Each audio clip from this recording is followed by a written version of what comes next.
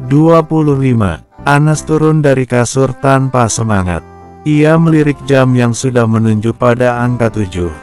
Pagi ini entah kenapa tubuhnya sedikit lemas, tidak seperti biasanya. Sepertinya ini karena faktor ia kelelahan akibat pesta semalam ditambah membuat bahan presentasi. Hari ini ia harus berangkat bekerja, tak ada alasan Anas untuk absen. Apalagi pagi ini Jardit ada meeting dan ia harus berada di samping lelaki itu. Dengan sedikit lunglai ia menyeret langkah bergerak menuju kamar mandi. Selang beberapa menit, Anas segera membenarkan penampilannya. Dengan sedikit tergesa ia mengambil tas kerjanya dan bergegas menuju halte bus. Anas mendesah saat ia melihat arlojinya dan bus yang ia naiki jalan begitu lambat. Sepertinya ia akan terlambat hari ini. Ia harap Jardit belum sampai nanti. Sepertinya nasib baik pagi ini berpihak pada Anas. Saat nyatanya Anas datang tepat waktu sebelum semenit selanjutnya Jardit datang dan keluar dari lift itu. Anas yang masih terlihat ngos-ngosan sontak langsung mengatur nafas saat Jardit akan berjalan menuju ruangannya. "Siapkan bahan presentasi sekarang," ucap Jardit berjalan tergesa seraya melihat arloji selangkah sebelum masuk ruangannya. Dengan keringat dingin yang sedari tadi mengucur pada dahinya, Anas langsung mengambil flash disk berisi bahan yang semalam ia kerjakan. Anas menyekat keringatnya. Melihat meeting yang sebentar lagi akan dimulai sepertinya ia tidak akan sempat sarapan pagi.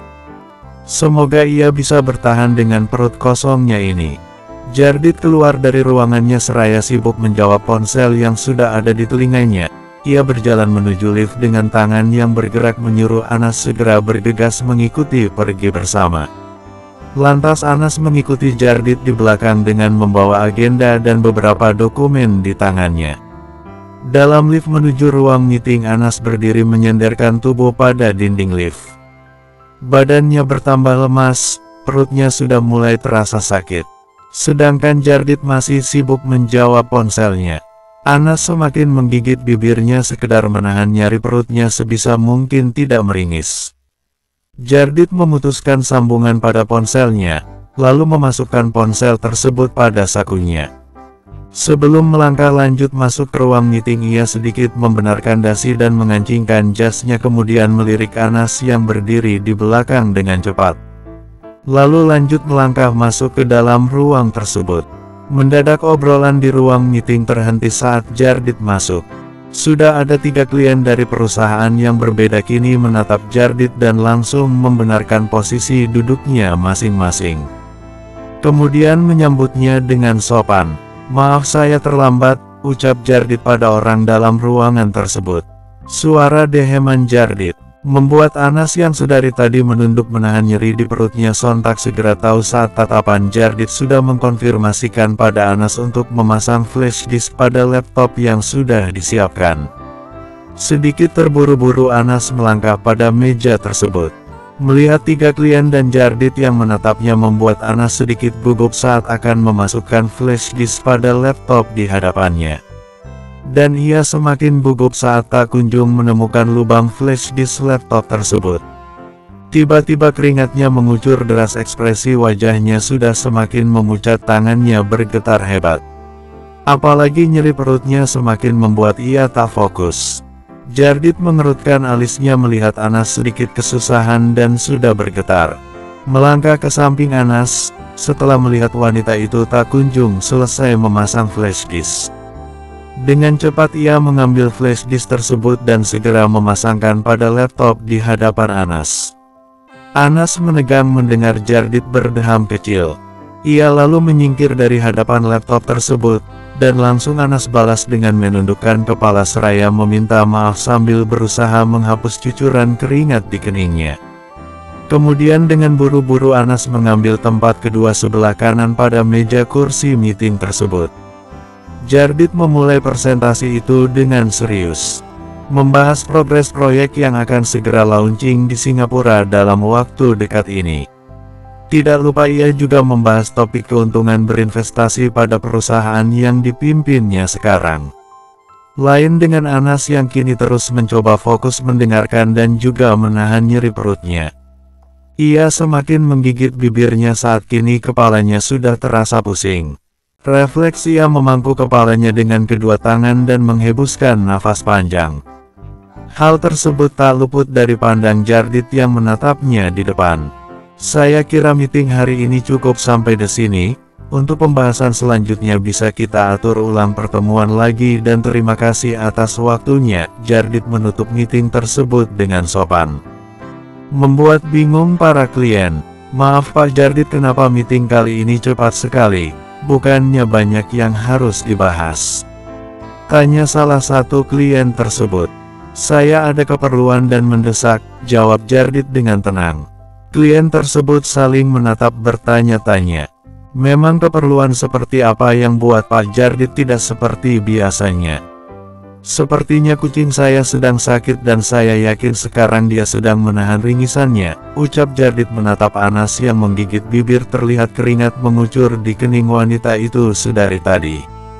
Klien tersebut tertawa menatap satu-satu sama lain saat mendengar apa yang Jardit ucapkan. Baiklah, sepertinya itu masalah pribadi yang sangat mendesak. Kalau begitu kita akan atur ulang waktu untuk meeting selanjutnya. Jardit mengangguk, terima kasih atas pengertiannya. Akan segera saya kabarkan nanti, ucap Jardit. Maaf atas ketidaknyaman ini. Kalau begitu saya permisi, pamit Jardit. Kakinya bergerak menuju kursi yang Anas duduki. Anastasia, ayo. Jardit menepuk pelan pundak Anas dari belakang kursi tersebut. Lalu beranjak terlebih dulu keluar. Anas tersentak, pandangan kini seperti orang bingung. Saat ia lihat tiga klien Jardit bersiap-siap ingin meninggalkan ruangan ini. Apa meetingnya sudah selesai? Karena terlalu fokus pada nyeri di perut dan pusing di kepalanya, membuat Anas jadi tak tahu apa yang selanjutnya Jardit dan para klien itu bahas dan berakhir dengan cepat seperti ini. Ia pun segera menyusul Jardit keluar. Tidak lupa sedikit menundukkan kepala sopan pada klien Jardit. Dengan berjalan yang sudah sedikit terlatih dan tangan yang memegang perut di balik dokumen yang ia peluk, Anas masuk ke dalam lift bersama Jardit. Badannya sudah lemas, dan kini kakinya sudah bergetar. Ia mencoba menghembuskan nafas pelan, menatap punggung Jardit yang mengeluarkan ponsel menghubungin seseorang dan langsung menutupnya begitu saja. Membuat Anas mengerutkan alisnya saat melihat Jardit memencet tombol lift menuju basemen. Langkahnya sudah sangat melambat. Pandangannya kini sudah sedikit berkunang. Saat akan beranjak keluar lift dengan berani Anas menarik tangan Jardit. Jardit, mau kemana lagi? Ucap Anas dengan ekspresi muka yang sudah terlihat sedang menahan sakit. Dengan satu tangan di dalam saku celana, Jardit menatap Anas dalam-dalam yang sudah sangat pucat. Bawa kucing saya ke rumah sakit, jawab Jardit pada Anas yang kini sudah berada di depan lift basemen. Anas menghembuskan nafas yang sudah terasa panas.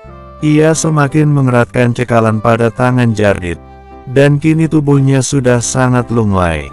Dengan senyum simpul Anas mencoba membalas ucapan Jardit.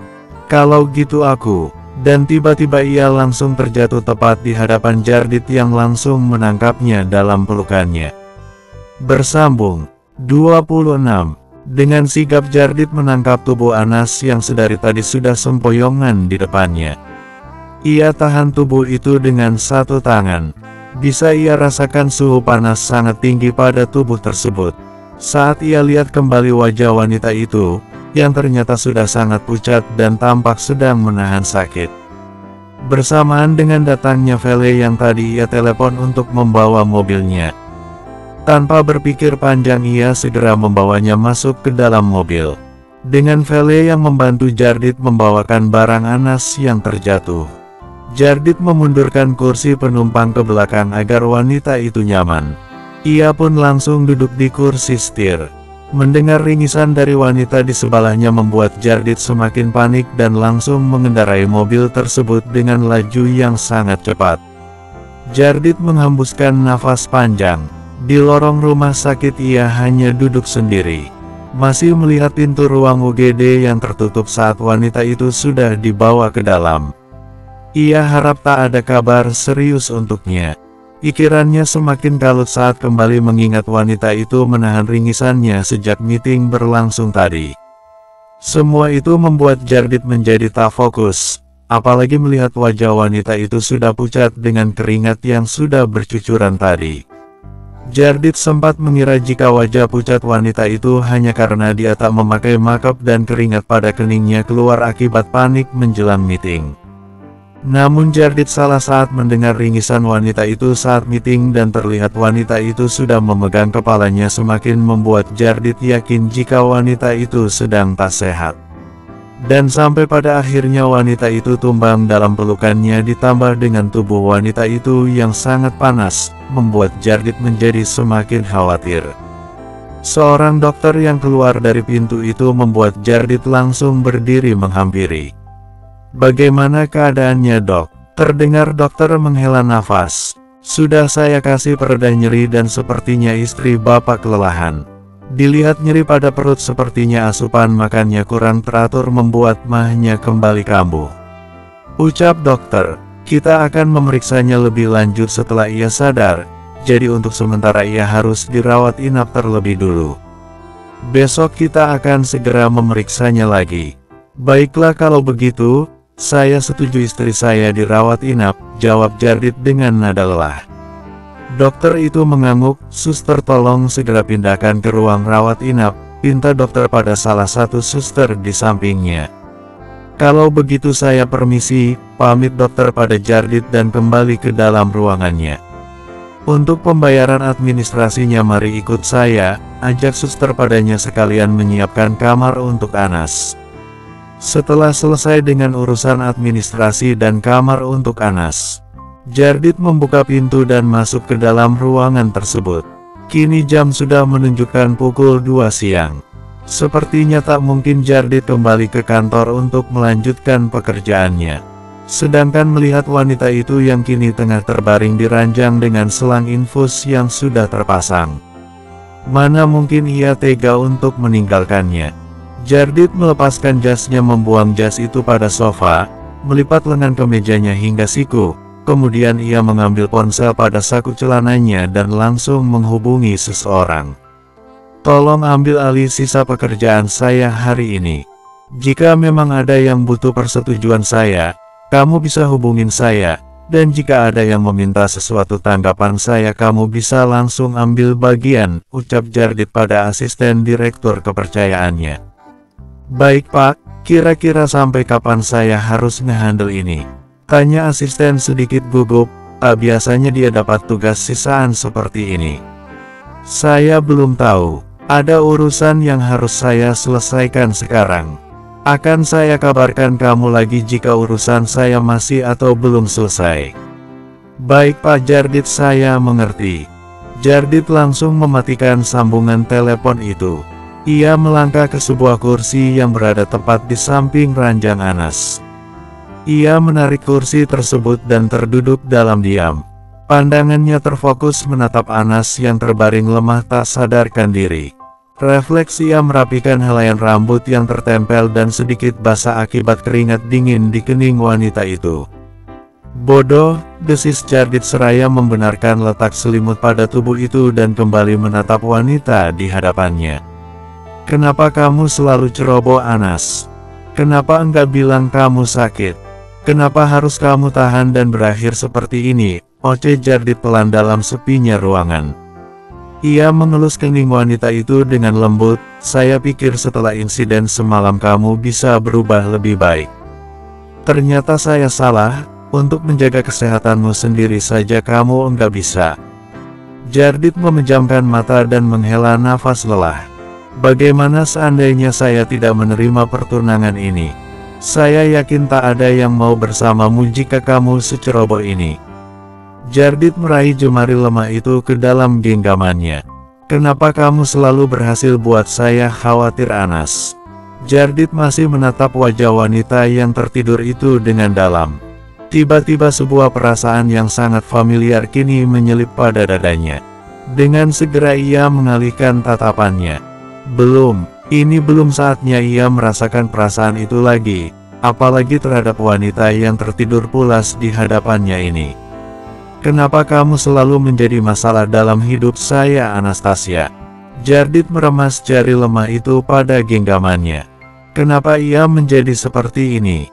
Bagaimana bisa dulu rasanya ia ingin sekali melepas wanita ini? Namun kenapa sekarang ia ingin wanita ini selalu ada untuknya? Anas membuka matanya dengan samar-samar. Yang pertama kali ia lihat adalah langit berwarna putih dengan sedikit buram. Ia kembali memejamkan matanya, mencoba mengusap mata tersebut lalu membukanya kembali. Pandangan kini semakin jelas saat ia bukan di kantornya. Apalagi mencium aroma ruangan yang begitu ia kenal, sepertinya Anas tahu ia di mana. Anas meringis saat akan menyentuh kening. Dan benar saja kini sudah terpasang selang infus pada tangan kirinya. Ia menghembuskan nafas pelan. Apa tadi ia jatuh pingsan? Ia sedikit mengerutkan kening saat ia merasakan tangan kanannya seperti tertahan sesuatu yang cukup berat. Segera ia menoleh menunduk untuk melihat ada apa pada di tangannya. Mendadak ia terkejut saat mendapati Jardit yang tengah tertidur pulas menggenggam tangannya. Terdengar suara nafas halus yang keluar dari lelaki itu, sepertinya lelaki ini sangat lelah. Melihat Jardit masih memakai kemeja kerja yang sudah dia gulung sampai siku, Anas yakin lelaki ini yang membawa dirinya ke sini. Senyum manis itu kini terbentang pada bibir Anas. Dengan perlahan ia memajukan tubuhnya, meringkuk mendekat Jardit yang tertidur pada lipatan tangan yang sudah di atas ranjangnya. Dengan satu tangannya yang kini menggenggam erat tangan Anas. Akhirnya aku bisa menggenggammu tanpa bersandiwara, lirihnya pelan. Dengan perlahan ia membalas genggaman lelaki itu. Bersambung.